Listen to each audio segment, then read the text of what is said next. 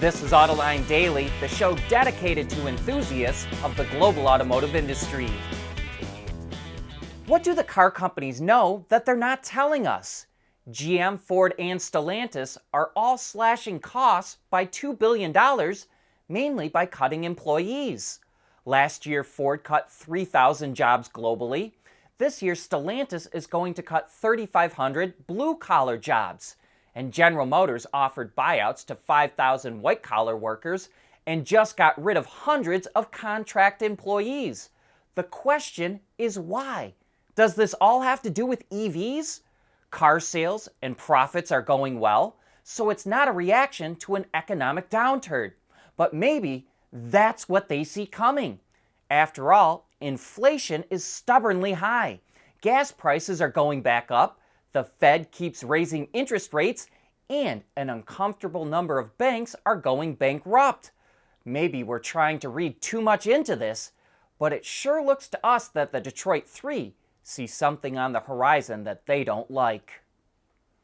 Most foreign automakers have seen sales fall sharply off in China, but that's especially true for the Japanese automakers. Their sales fell 32% in the first quarter, which Reuters calls a crisis. Toyota was down 14%, but some are doing much worse. Mitsubishi's sales in China were down 58%, Mazda was down 66%, Nissan 46%, and Honda was down 38%. Analysts say the main reason is that Japanese automakers have been slow to introduce electric cars in a market that is EV crazy and where ICE sales are falling fast. And it's not just EVs, it's also digital content and features. Honda CEO Toshihiro Mibe told reporters that Chinese automakers are ahead of it in software. EV startup Lordstown Motors warned that it may have to file for bankruptcy. Its biggest investor, Foxconn, claims that Lordstown breached a $170 million investment deal that would allow Foxconn to buy 20% of Lordstown. Foxconn invested over $50 million in the deal, but it refuses to spend any more because Lordstown's stock price fell under $1. Because of that, it was delisted from the NASDAQ stock exchange. Lordstown says it has until the middle of October to get relisted, but if that doesn't happen, it will probably be forced to file for bankruptcy. BMW is using cameras, artificial intelligence, and robots to perfectly paint its cars.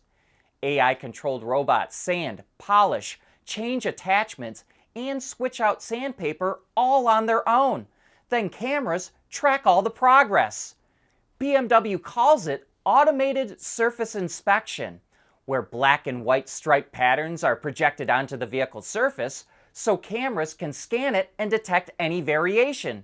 If something is found, data showing the exact shape, size, and location of any error is recorded and then used as a feedback mechanism. But BMW says the robots can't handle everything though, because they can't process the edges of the body or doors. So those areas still need a human touch. Even so, BMW says it saves time and boosts quality.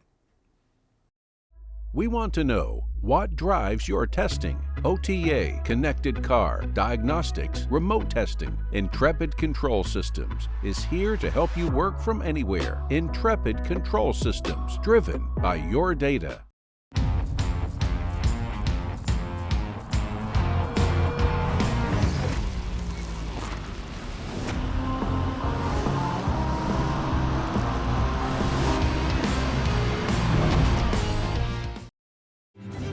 At Schaeffler, we pioneer motion.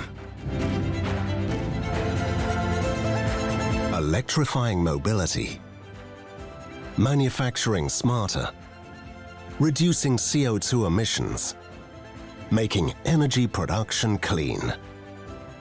Schaeffler pioneers motion to advance how the world moves.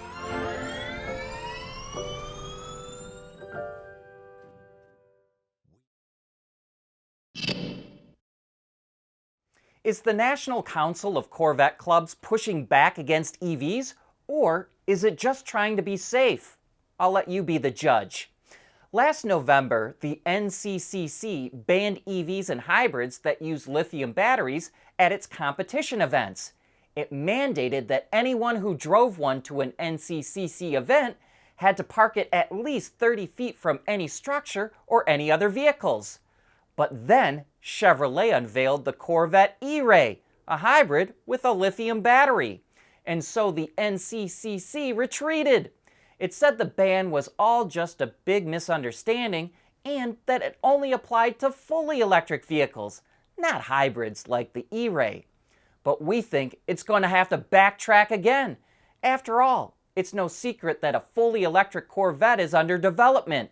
And besides, the National Fire Protection Association says that 284,000 gasoline-powered cars catch fire every year, mostly from fluid leaks and frayed wiring. Legacy automakers have to pick up the pace when it comes to bringing new products to the market, and Mercedes is turning to its Formula One team for help.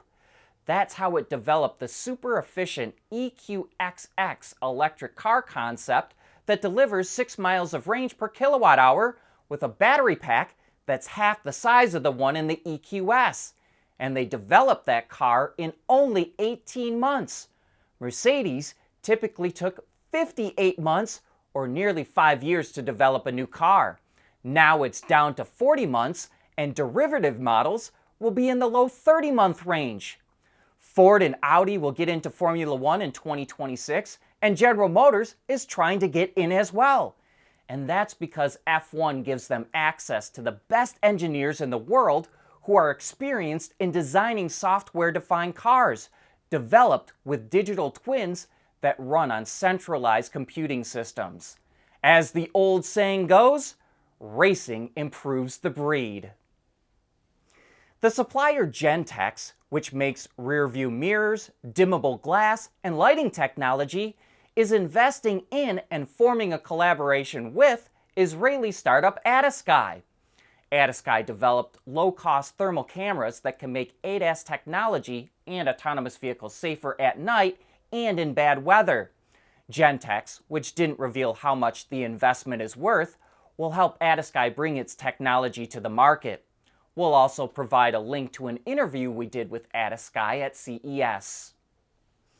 For a long time, I've wanted to go on an off-road adventure. But to be honest with you, I get intimidated by all the little details. Like, where would I go? Will my vehicle actually make it? And will the area have the kind of trails and scenes I'm looking for? Well, Ford is taking some of the hassle out of planning that off-road journey of a lifetime. It's launching the Bronco Trail app that features over 1,200 trail maps that are made by professionals. Users can see points of interest like a tricky off-road spot or a scenic outlook. They get satellite imagery and topographical maps.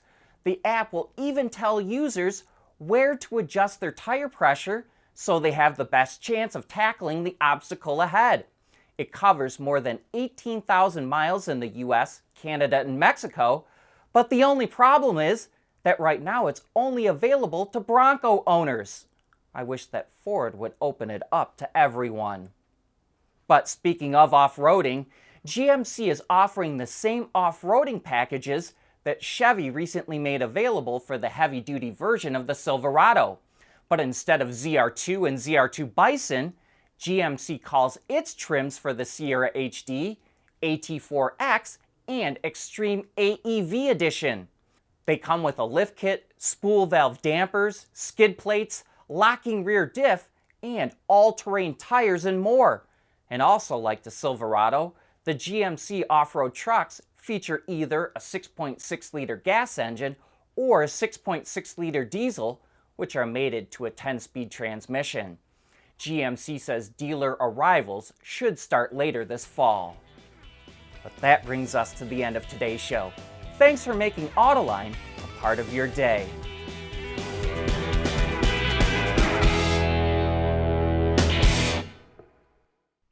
Autoline Daily is brought to you by Bridgestone, solutions for your journey. Intrepid Control Systems, over-the-air engineering, boost your game. And by Scheffler, we pioneer motion.